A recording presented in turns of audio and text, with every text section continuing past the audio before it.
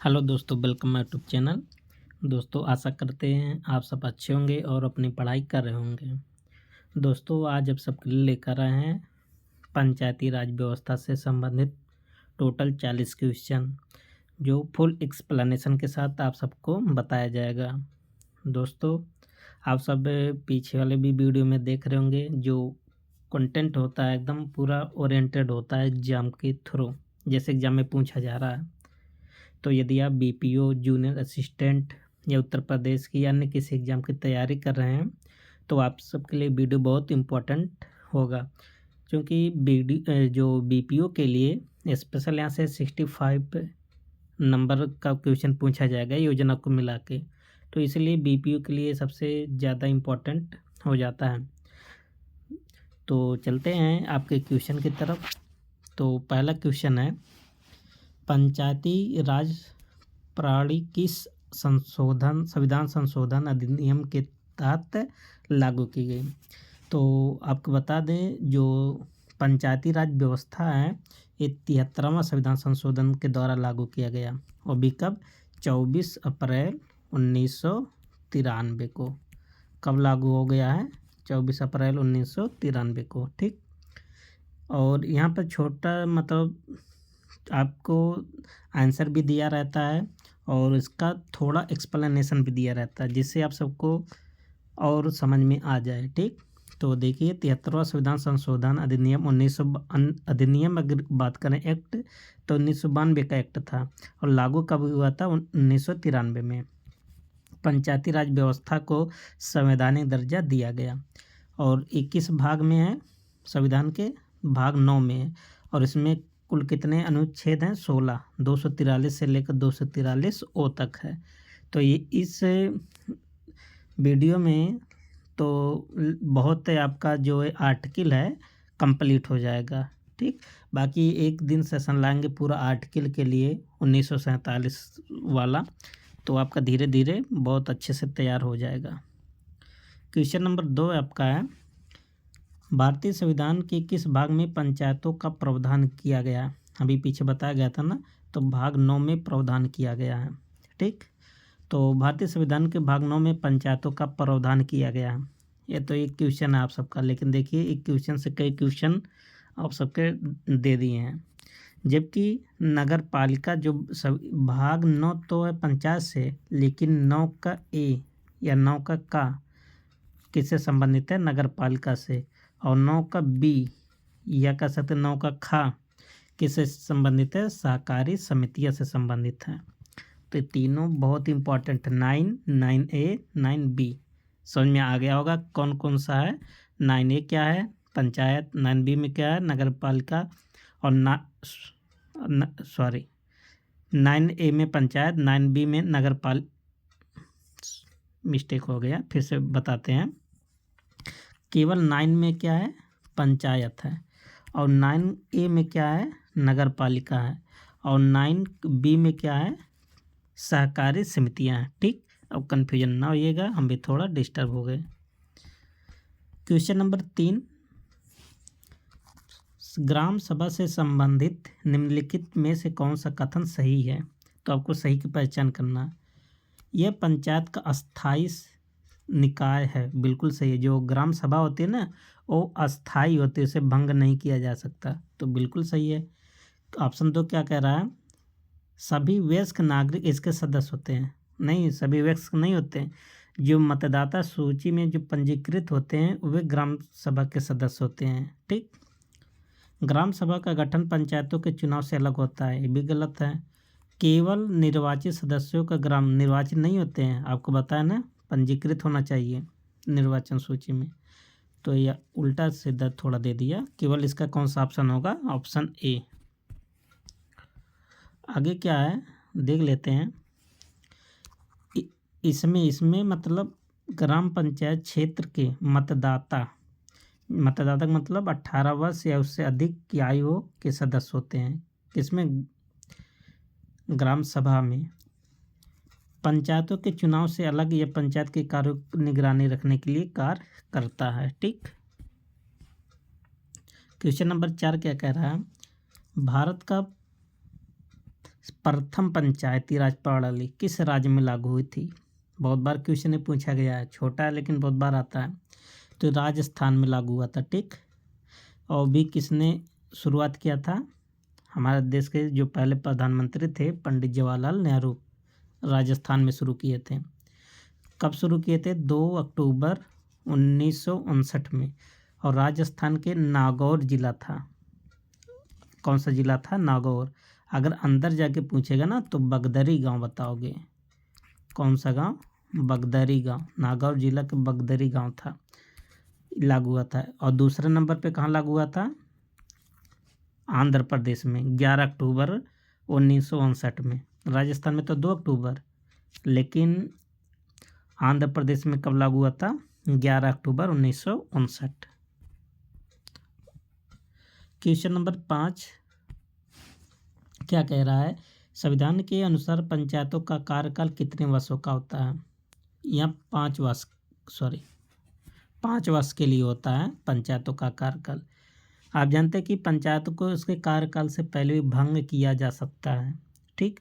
अगर भंग हो जाता है तो चुनाव जो है 6 माह से पहले उसको करवाना आवश्यक होता है।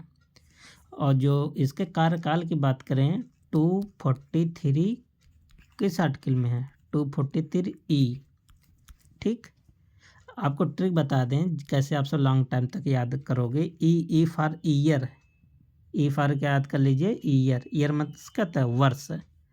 ऐसे अपना लॉजिक चाहे जैसे याद कर लीजिए आप सब, हम थोड़ा हिंट बता दे रहे हैं। अगर आपको पसंद आता है तो याद कर लीजिए, नहीं तो आप अपने अनुसार याद किए ही होंगे, ठीक। ईयर मीन्स कहता है वर्ष मतलब कार्यकाल, ऐसे याद कर सकते हैं। और क्या कह रहा है कि वही बता रहा है 243E के अनुसार पंचायतों का कार्यकाल 5 वर्ष होता है। इसे विधानसभा द्वारा भंग नहीं किया जा सकता। ध्यान दीजिए, जो राज्यों के जो विधानसभा हैं इनके द्वारा भंग नहीं किया जा सकता, लेकिन कुछ परिस्थितियों में राज्य सरकार इसे समय से पहले भंग कर सकती है। जो हमारी सरकार हैं उनको समय से पहले पंचायतों को भंग कर सकती है, राज्य सरकार को पावर दिया गया है। एक दिन आपको सब आर्टिकल बताएंगे कि किस आर्टिकल में सब कहा गया है ना। क्वेश्चन नेक्स्ट है आपका क्वेश्चन नंबर 6। त्रिस्तरीय पंचायती राज प्रणाली में निम्नलिखित में से कौन नहीं आता है? तो आप जानते हैं पंचायतों में 3 स्तर होते हैं ना, ग्राम, खंड और जिला।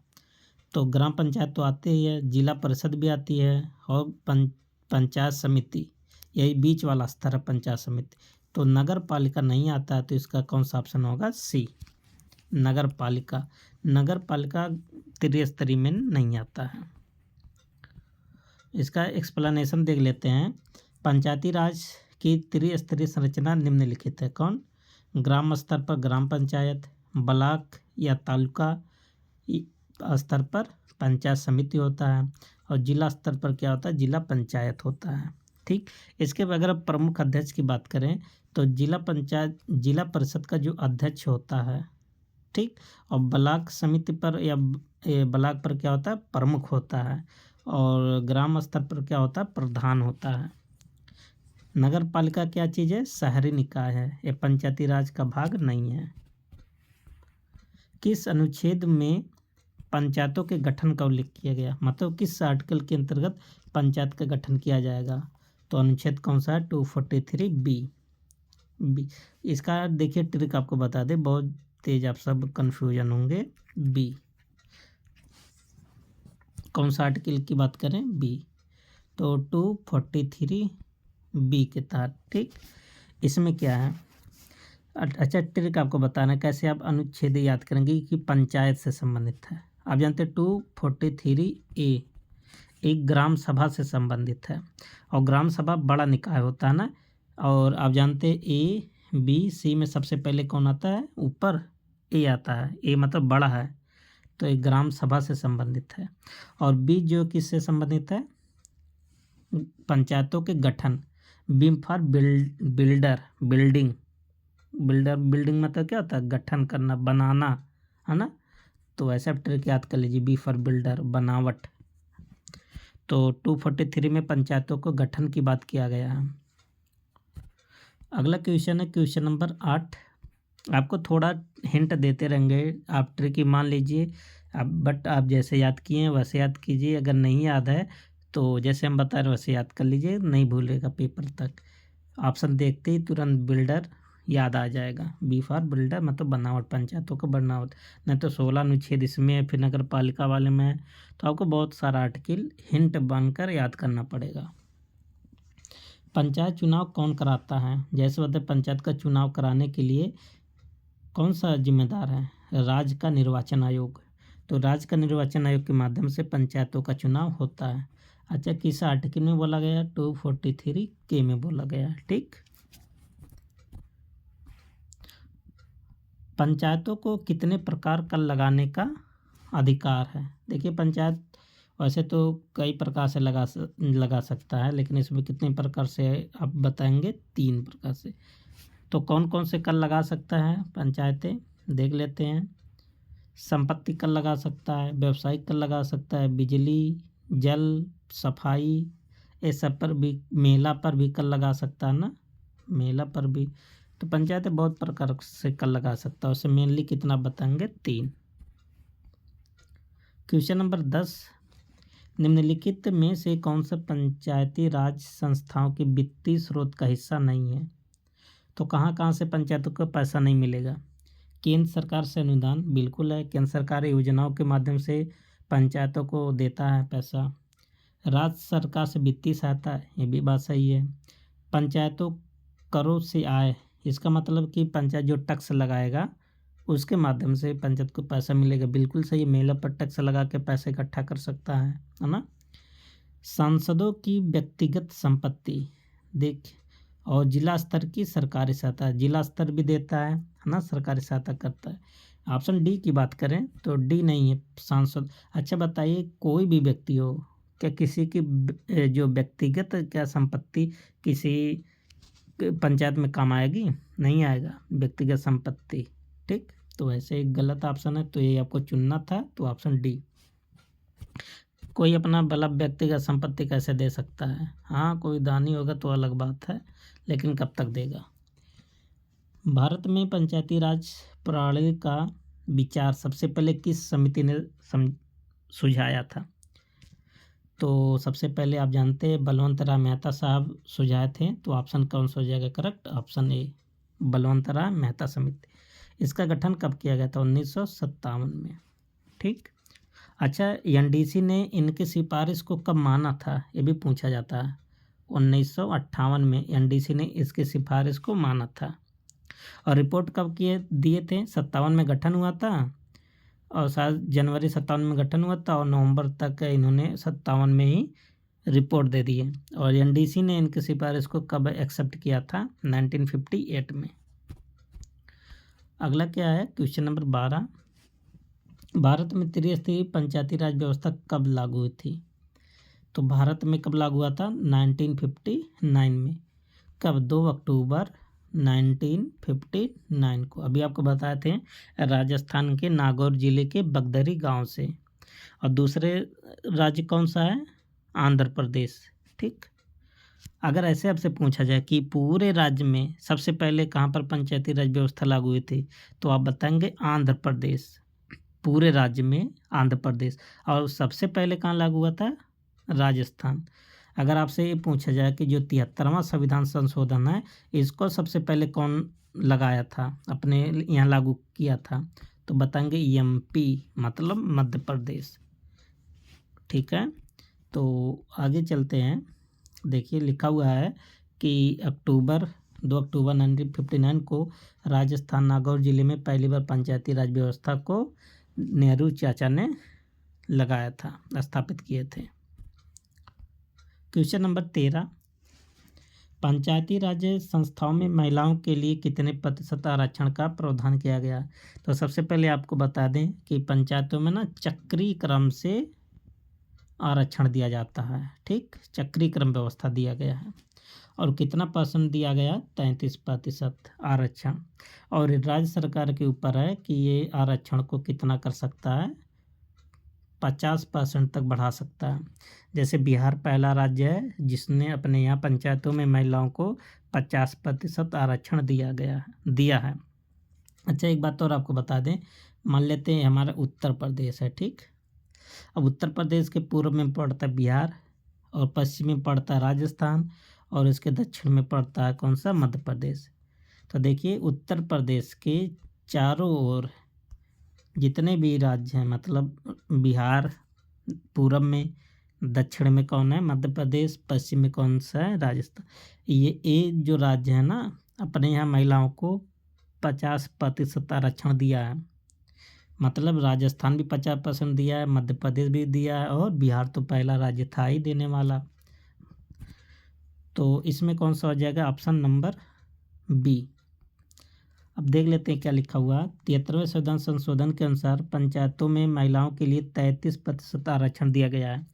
कुछ राज्य जैसे मध्य प्रदेश, बिहार, राजस्थान ने अपने यहाँ कितना किया, 50%, ठीक। अच्छा, वर्तमान में कितने राज्य हैं टोटल? टोटल 21 स्टेट हैं जो अपने यहाँ 50% महिला को आरक्षण दिया है। क्वेश्चन नंबर 14, पंचायतों को कर लगाने का अधिकार कौन देता है? जाहिर सी बात है, राज्य सूची का विषय है तो कौन देगा, राज्य सरकार देता है कर लगाने का अधिकार। तो ऑप्शन क्या हो जाएगा, बी। अच्छा, जो टैक्स ऑफिसर रहता है ना, किस आर्टिकल में बोला गया, 243 का एच में, ठीक। एच में क्या है, टैक्स, पंचायत कर लगा सकता है। तो नेक्स्ट क्वेश्चन चलते हैं, क्वेश्चन नंबर 15। किस अनुच्छेद के तहत पंचायतों को कर लगाने और धन प्राप्त करने का अधिकार? अभी देखिए वही बताए भी थे, अनुच्छेद कौन सा हो गया, एच।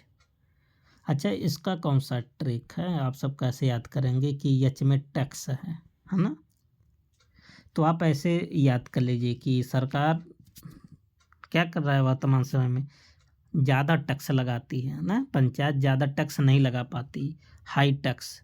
तो इसको high, H for high tax, ऐसे याद कर लीजिए। एच फॉर क्या करेंगे, हाई, टी अपने आप याद ही कर लीजिए, टैक्स, हाई टैक्स। टैक्स कैसा होता है, हाई होता है। तो ऐसे एक दो बार आप करेंगे ना, याद हो जाएगा। तो 243 में टैक्स, 243 एच में क्या है, टैक्स। एच दिख जाएगा ना तो आपको तुरंत हाई निकल कर आ जाएगा शब्द, जब हाई आ जाएगा तो टैक्स भी आ जाएगा, हाई टैक्स। तो ऐसे आपको बताते चल रहे हैं कि आपको बता दें कीवर्ड चाहिए, है ना, याद करने का। तो कीवर्ड जब याद रहेगा ना तो आपको लॉन्ग टाइम तक याद रहेगा, ठीक है। अगला क्वेश्चन क्या है, क्वेश्चन नंबर 16। जिला पंचायत का प्रमुख कौन होता है? तो जाहिर सी बात है, जिला पंचायत का प्रमुख जिला परिषद अध्यक्ष होता है ना। और ऑप्शन क्या हो जाएगा, करेक्ट, सी। और आपको बता दें, जो जिला पंचायत का जो प्रमुख होता है ना, उनका अप्रत्यक्ष रूप से चुनाव होता है, उनके सदस्य आपस में चुनते हैं।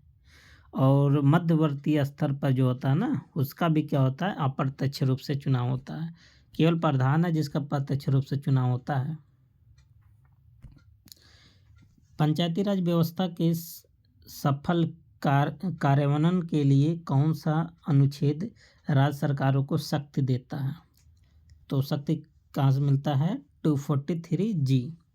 अच्छा, इसके लिए भी आपको ट्रिक बता दें। ट्रिक क्या, कीवर्ड है, जैसे याद कर लें आप सब, वैसे बहुत है। देखिए, शक्तियाँ, पंचायतों की शक्तियाँ किस अनुच्छेद में, जी में। तो कैसे याद करेंगे, तो जी फॉर आप याद कर लीजिए ग्रुप। क्या याद कीजिए, ग्रुप। क्योंकि जब हम सब एक ग्रुप में होते हैं, है ना, एक समूह में होते, तो हम सब की शक्तियाँ बढ़ जाती है।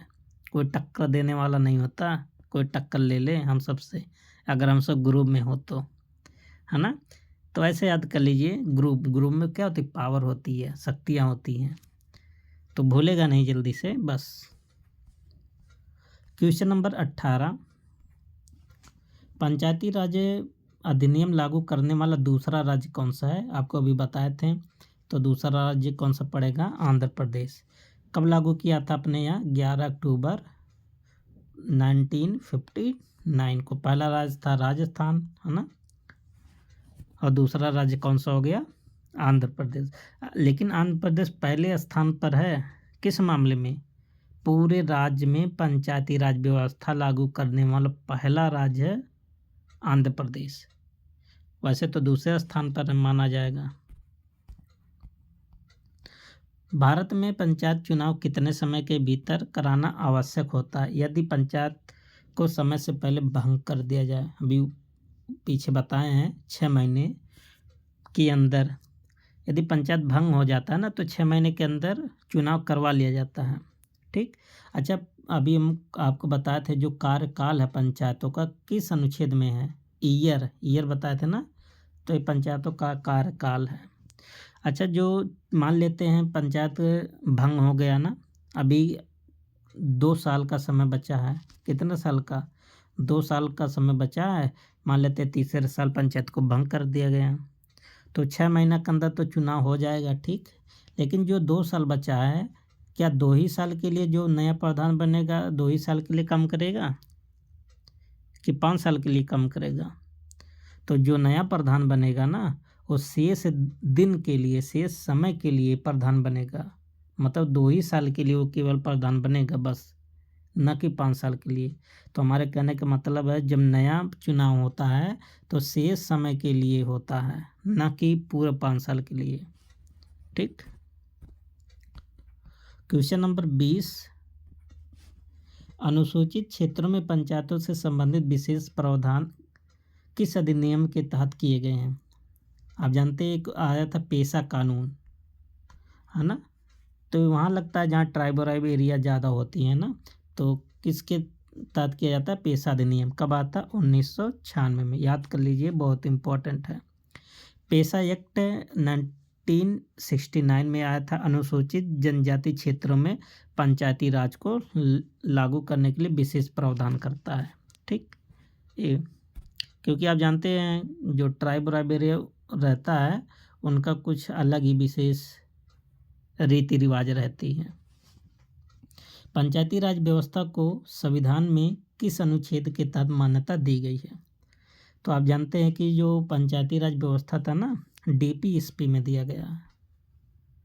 DPSP में मतलब राज्य के जो नीति निर्देशक तत्व हैं उसमें पंचायती राज व्यवस्था का शामिल किया गया। तो अनुच्छेद किस में आएगा? 40। अच्छा, जो पंचायती राज व्यवस्था है ना, इसके एकदम घनघोर विरोधी कौन थे? बाबा साहेब अम्बेडकर जी थे इसके घनघोर विरोधी। ठीक। कभी कभी पूछ लेता कि इनका विरोध कौन किए थे, तो बाबा साहेब अम्बेडकर ही। क्वेश्चन नंबर 22, किस समिति ने द्विस्तरीय पंचायती राज की सिफारिश किया था? तो एक थे अशोक मेहता साहब। इन्होंने बताया था कि पंचायती राज 2 स्तर का होना चाहिए। ठीक। तो इनका गठन कब किया गया था? 1977 को, 77 में। और रिपोर्ट कब दिए थे? 78 में, मतलब 1978 में। कितने स्तर का पंचायत की बात किए थे? 2 स्तर के। देख लेते हैं कौन कौन सी।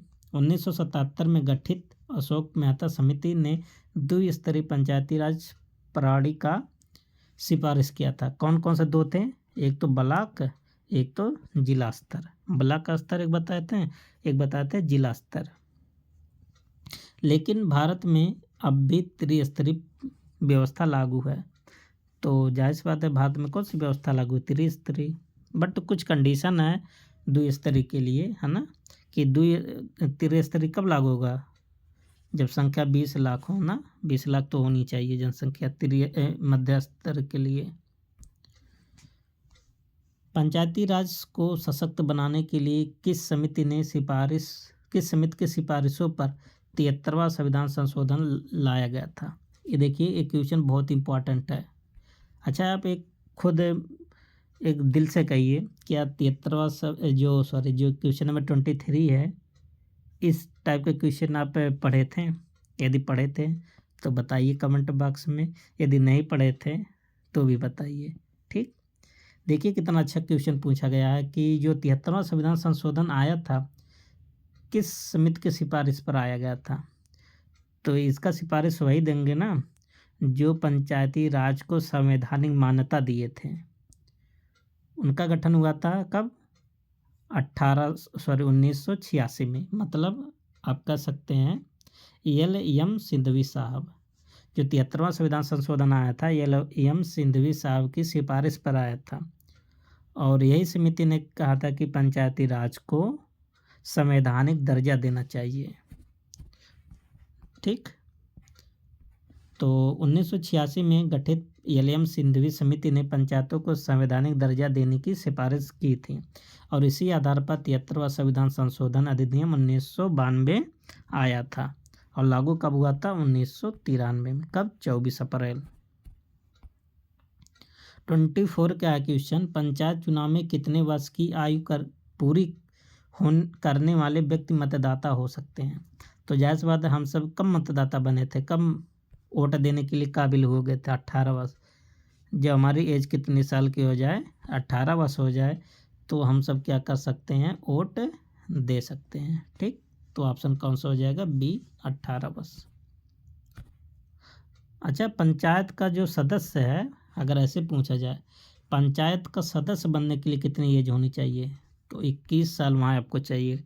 वोट डालने के लिए 18 साल और पंचायत का सदस्य बनने के लिए 21 साल। क्वेश्चन देख लेते, एक्सप्लेनेशन भी दिया बहुत अच्छा।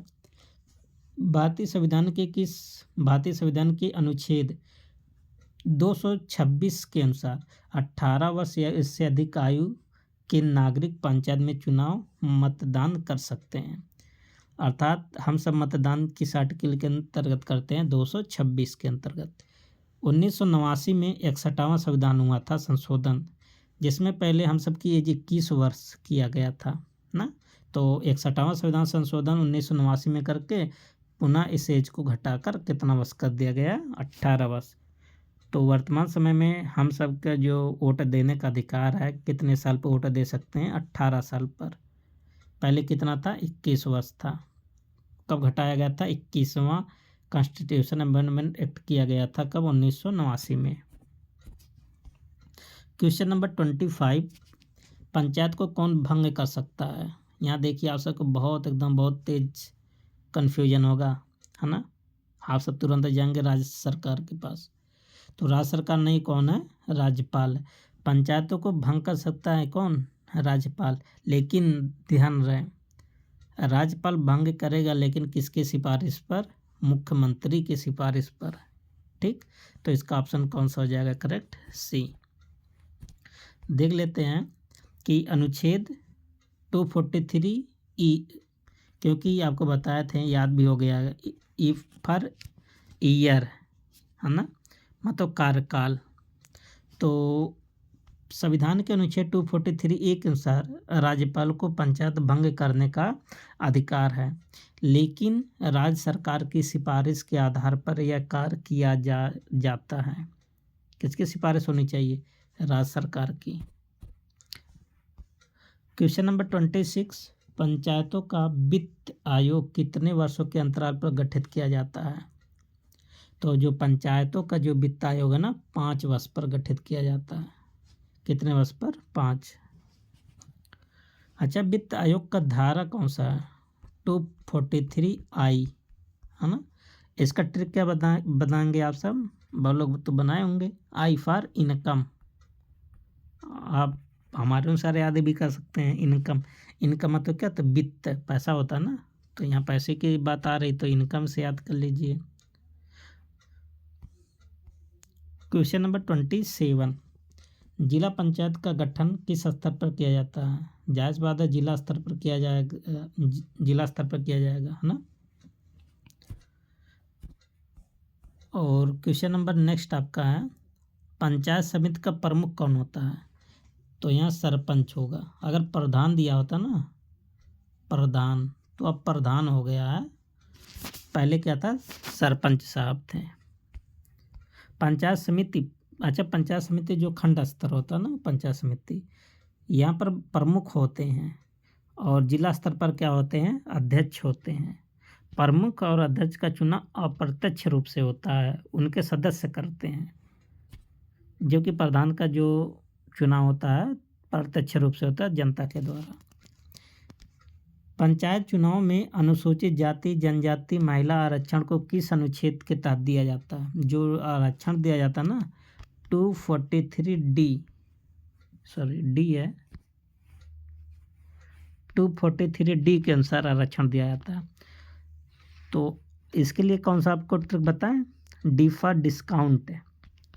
डी फॉर क्या याद कर लीजिए? डिस्काउंट। डिस्काउंट मतलब क्या? तो छूट। छूट मतलब आरक्षण। तो ऐसे याद भी कर सकते हैं, भूलेगा नहीं। तो 243D, ठीक। कीवर्ड आप सब याद कर लीजिए। याद क्या करना, एक बार समझना है। डी फॉर डिस्काउंट, डिस्काउंट मतलब छूट, तो छूट मतलब आरक्षण। तो पंचायतों में जो आरक्षण दिया जाता है, चाहे महिला को आरक्षण हो, चाहे SC/ST का आरक्षण हो, तो 243D के अनुसार दिया जाता है। अच्छा, खाली इतने की बात करते हैं। मतलब SC/ST और महिला, क्या OBC को भी आरक्षण दिया जा सकता है? यस। तो OBC को जो आरक्षण मिलेगा ना, वो राज्य सरकार के विचार पर आधारित है, मन पर आधारित है ना। अगर राज्य सरकार चाहे तो दे सकती है, अन्यथा नहीं। लेकिन अगर देगा भी ना, तो 27% से ज़्यादा नहीं। क्वेश्चन नंबर 30, ग्राम पंचायत का प्रमुख कौन होता है?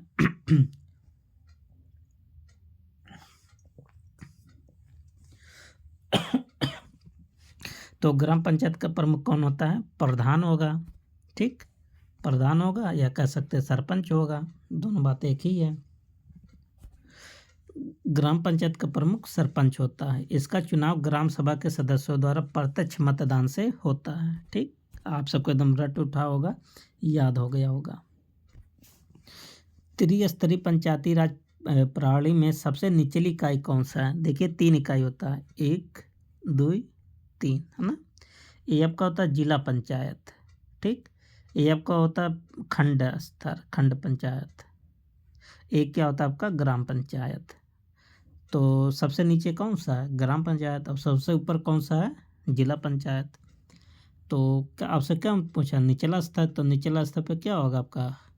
ग्राम पंचायत। ऑप्शन क्या हो जाएगा? ए। तो देख लेते हैं। त्रिस्तरीय पंचायती राज व्यवस्था में ग्राम पंचायत जो गांव स्तर पर गठित होता है, पंचायत समिति या खंड पंचायत ब्लॉक स्तर पर होता है, जिला परिषद कहाँ होता है? जिला स्तर पर। ग्राम पंचायत सबसे निचली इकाई होता है, ठीक। और क्वेश्चन नंबर 32 क्या कह रहा है? 32, पंचायतों के आर्थिक संसाधनों की सिफारिश कौन करता है? आर्थिक की बात आ रहा है ना, मतलब पैसा उसी की बात आ रहा है। तो पैसा उसा की कौन करेगा? वित्त आयोग करेगा। अच्छा, वित्त आयोग के लिए आर्टिकल अभी हम बताए थे। तो वित्त मतलब पैसा होता है, पैसा से कौन संबंधित? इनकम। तो इनकम मतलब आई। तो क्या होगा? 243 आई फॉर इनकम। वित्त आयोग यहाँ पर दिया भी गया है, वित्त आयोग के बारे में बताया भी है, कई बार याद हो गया होगा। पंचायतों को कौन सा कर लगाने का अधिकार नहीं है? वैसे पंचायत जो होते हैं ना, मनोरंजन कर नहीं लगाते हैं।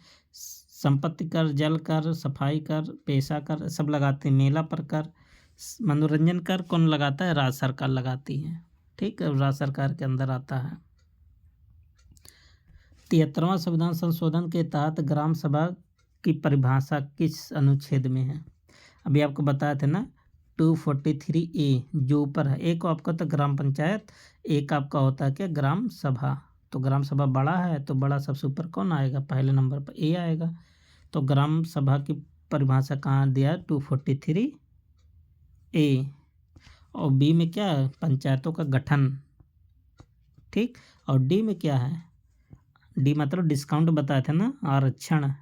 किसको? SC/ST को और महिला को। ई क्या है? ई मतलब ईयर बताए थे, वर्ष। वर्ष किससे संबंधित है? कार्यकाल से। तो पंचायतों का कार्यकाल, ठीक। अच्छा, सी भी छूट रहा है, पंचायतों की संरचना है। अच्छा, सी के लिए भी ट्रिक बता देते हैं। देखिए, पंचायतों की संरचना, सी से याद कर लिए कंस्ट्रक्शन। कंस्ट्रक्शन मीन्स क्या होता है? संरचना या रचना, है ना। सी फॉर कंस्ट्रक्शन, कंस्ट्रक्शन मतलब रचना, बनावट। तो आप सबको ट्रिक कैसा लगा आप सब बताइएगा कमेंट में, ठीक। तो अगला क्वेश्चन है 35, पंचायत चुनाव में उम्मीदवार की न्यूनतम आयु कितनी होनी चाहिए? तो 21 वर्ष अभी आपको बताया था ना। जो पंचायत का सदस्य बनने के लिए कितनी एज होनी चाहिए? 21 वर्ष, जबकि वोट डालने के लिए एज कितनी वर्ष होनी चाहिए? 18 वर्ष। तो इसका ऑप्शन कौन सा होगा? बी। क्वेश्चन नंबर 36, पंचायतों को शक्तियाँ देने का अधिकार किसे है? राज्य सरकार है, क्योंकि पंचायत को शक्ति किसको देता है? मतलब पंचायत को शक्ति कहाँ से मिलती है? राज्य सरकार से। अच्छा, यहाँ पावर की बात आती है, शक्तियाँ, तो कौन सा आर्टिकल बताते हैं शक्तियाँ के लिए? 243 बताइए आप सब। तो आपको बताए थे ना, शक्तियाँ कब आपके पास शक्ति ज़्यादा होगी? जब हम सब इकट्ठा होंगे, ग्रुप में होंगे। तो ग्रुप का पहला लेटर कौन सा होगा? जी। तो 43 के जी में क्या है? शक्तियाँ, ग्राम पंचायत, ग्राम की। तो अनुच्छेद 243 जी के अनुसार राज्य सरकार को पंचायतों को शक्तियाँ देने का अधिकार है। इसमें पंचायतों को कर लगाना, योजना को लागू करना, स्थानीय प्रशासन को चलाने की शक्तियाँ मिलती हैं। तो देख लीजिए कौन कौन सा कर भी कर लगाने के तो 243 एच के अनुसार कर लगाता है, लेकिन शक्तियाँ तो जी में तो है ही। पंचायतों को आर्थिक सहायता कौन देता है? कौन देगा आर्थिक सहायता? तो राज्य सरकार देता है ना पंचायतों को आर्थिक सहायता। ठीक। अच्छा, आर्थिक सहायता राज्य सरकार भी देता है, केंद्र सरकार भी देता है योजना के माध्यम से, है ना।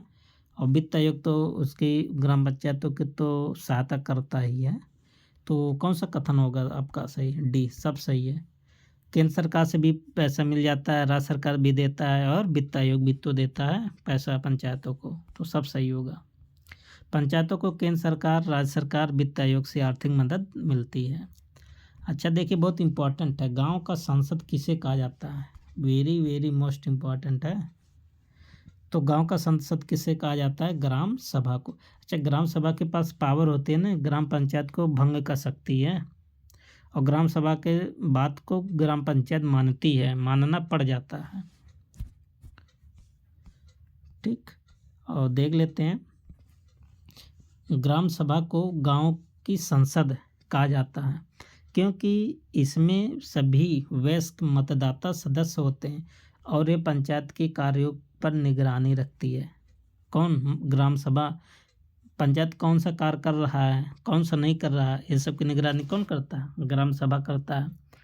ठीक। अगर मान लेते हैं ग्राम पंचायत की मनमानी कोई करता है ना, तो उसको भंग भी कर सकती है ग्राम सभा। और क्वेश्चन नंबर 39, पंचायती राज प्रणाली किस सिद्धांत पर आधारित है? विकेंद्री। किस पर आधारित है? विकेंद्री पर आधारित है। ऑप्शन हो जाएगा बी। पंचायती राज प्रणाली जो है विकेंद्रीकरण के सिद्धांत पर आधारित है, जिसमें सत्ता को स्थानीय स्तर पर जनता के हाथों में सौंपा जाता है। ठीक। और आज का लास्ट क्वेश्चन जो है, किस अधिनियम के तहत अनुसूचित क्षेत्रों में विशेष पंचायत प्रावधान किया जाता है? पेशा एक्ट अभी ऊपर बताए थे, तो अलग अलग पेपर में अलग अलग तरीके से पूछा गया है। तो इसका हो जाएगा कौन सा? पेशा अधिनियम 1996 में। ठीक। तो दोस्तों, यहाँ तक आपका 40 क्वेश्चन कंप्लीट होता है। तो आप सब वीडियो को लाइक, शेयर और चैनल को सब्सक्राइब करके हमें ज़रूर सपोर्ट करें। और यदि कोई बात हो तो कमेंट बॉक्स में आप अपनी बातें रख सकते हैं और उसका समाधान किया जाएगा। अब मिलते हैं नेक्स्ट वीडियो में, तब तक के लिए best of luck. Thank you. Take care.